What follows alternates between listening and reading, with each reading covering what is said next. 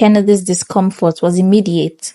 He could tell that Jane's behavior was more than just friendly. He tried to keep the conversation neutral.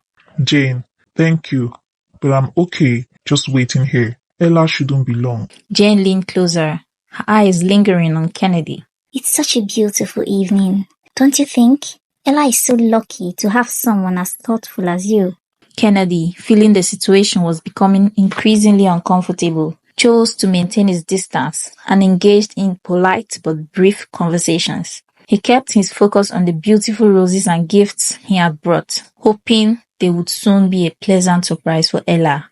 When Ella returned and saw Kennedy's tense expression, she was surprised. After Kennedy left, he confided in Ella about the incident.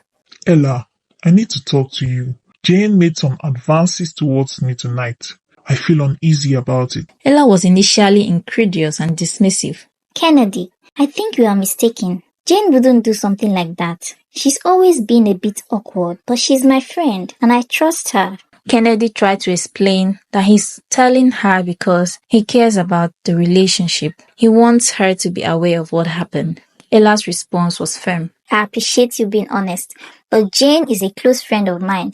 I really don't think she would do anything to hurt us. Ella chose to trust her friend over her boyfriend's discomfort. As for Jane, her attempt at seduction only deepened her feelings of guilt and jealousy. She had tried to disrupt Ella's happiness, but only managed to complicate her own emotions further. The evening left Jane grappling with her hidden desires. Soon after the incident, Ella had to travel for work on a 3-month trip. With Ella away, Jane saw an opportunity to get closer to Kennedy. She began calling him frequently, under the guise of checking in and ensuring he wasn't lonely. At first, Kennedy thought Jane was being considerate, but it soon became clear that she had ulterior motives.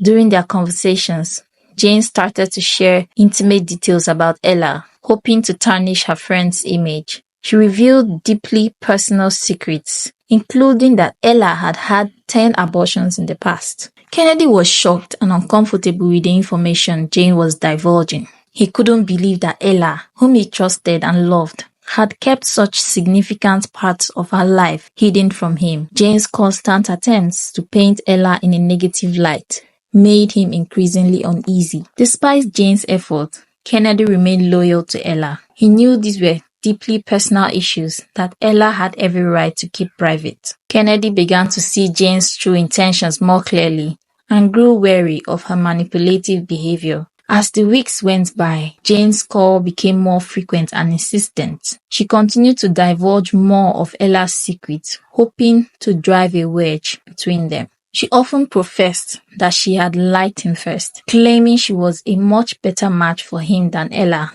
Jane didn't shy away from expressing her desire for Kennedy, insisting that she was more compatible with him. Jane went as far as to ask Kennedy to leave Ella and date her instead. She tried to convince him that Ella must have a boyfriend during her trip and was merely pretending to be faithful. Jane painted herself as the more loyal and suitable partner, hoping to sway Kennedy's feelings. Kennedy was increasingly troubled by Jane's relentless advances. Despite his initial attempts to handle the situation delicately, he realized he needed to confront Ella with the full truth. He couldn't let Jane's manipulations go unchecked. When Ella returned, Kennedy sat her down and told her everything. He described how Jane had been calling him every day, revealing intimate secrets, professing her feelings, and asking him to leave Ella for her. Ella was stunned and struggled to believe what she was hearing. In disbelief, Ella decided to confront Jane directly.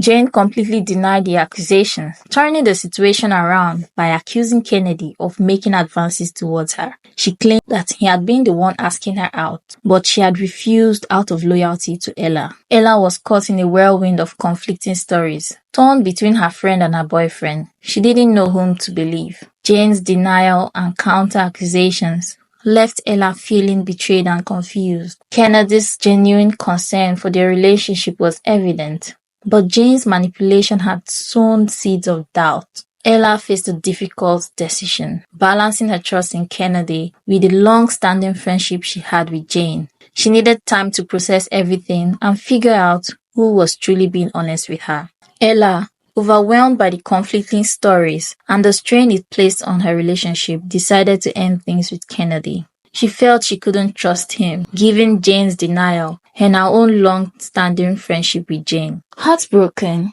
Kennedy was left devastated by Ella's decision, but he was determined to prove his innocence and win her trust back. In the bid to clear his name, Kennedy decided to start recording his conversations with Jane. He knew this was the only way to provide complete evidence of her true intentions and manipulative behavior. Despite his discomfort with the idea, he saw no other way to demonstrate his loyalty and honesty to Ella. Kennedy continued to endure Jane's daily calls, meticulously recording each one. He captured her persistent attempts to seduce him, her declarations that she liked him first, and her insistence that she was a better match for him than Ella. Jane also continued to badmouth Ella, suggesting that she must have a boyfriend while away on her work trip, and that Kennedy should move on with her instead. After several weeks of recording, Kennedy felt he had gathered enough evidence. He reached out to Ella, pleading for one or more chance to explain everything and present his proof. Ella, though hesitant and still hurt,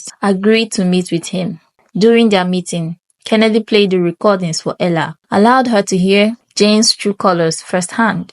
Ella listened in shock as Jane's voice echoed through the recordings, revealing the extent of her deceit and manipulation.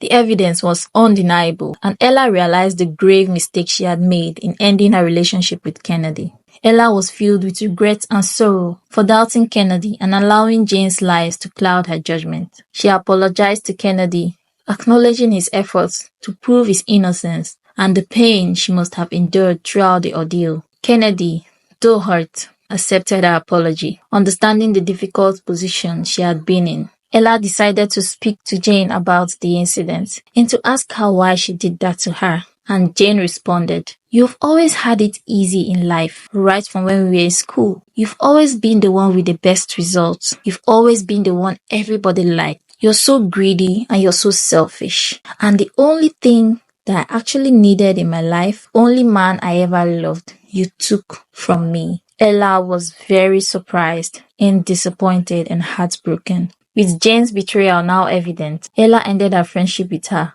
choosing to prioritize her relationship with Kennedy. The couple began the process of rebuilding their trust and healing from the emotional turmoil they had experienced. They grew closer through their shared resilience, emerging stronger and more united than ever.